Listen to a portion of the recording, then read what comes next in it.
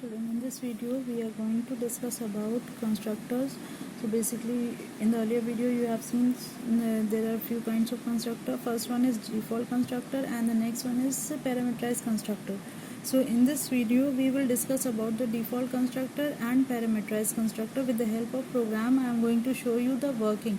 So watch the video very carefully and you can try at home how we are going to create the constructors. So first of all, constructor are used to assign the values to the variable which we are using in the program.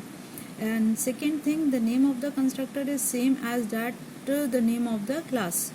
Next thing, the constructor, when we are using the default constructor, we assign the values to be 0. Let's see how we are going to do. I have already created the program, so our video length will not increase. That's why I have already created the program. So let us see how we are going to do. So first program I have made over here is of the default constructor. This is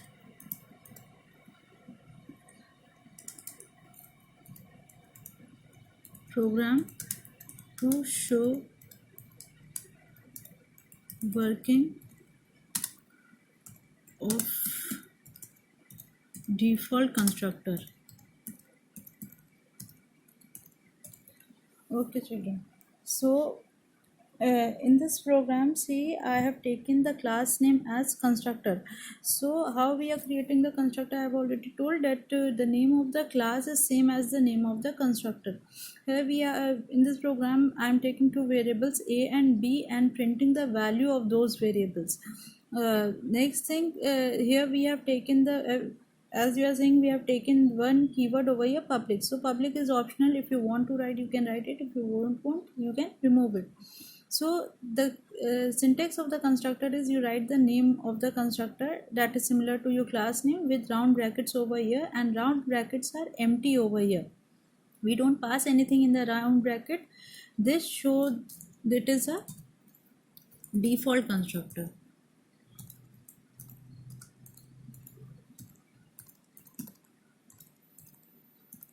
Or you can say it's a non-parameterized constructor. Non-parameterized constructor is another name for the default constructor.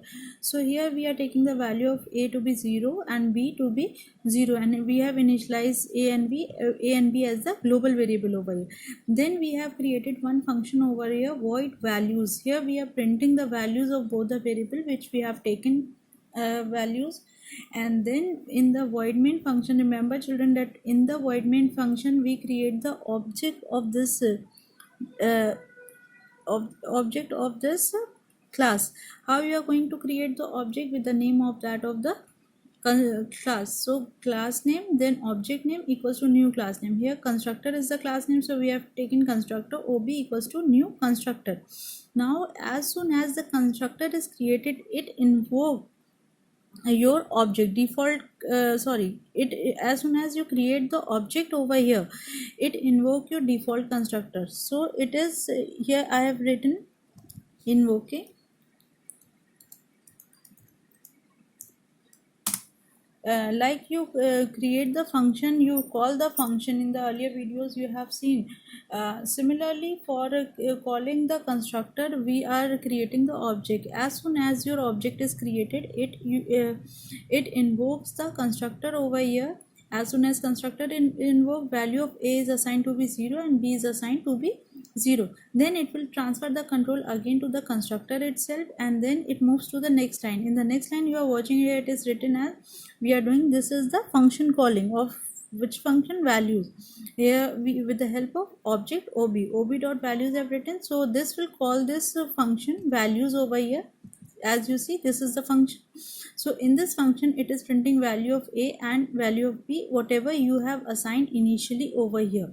Whatever value you assign over here, that will be printed over here.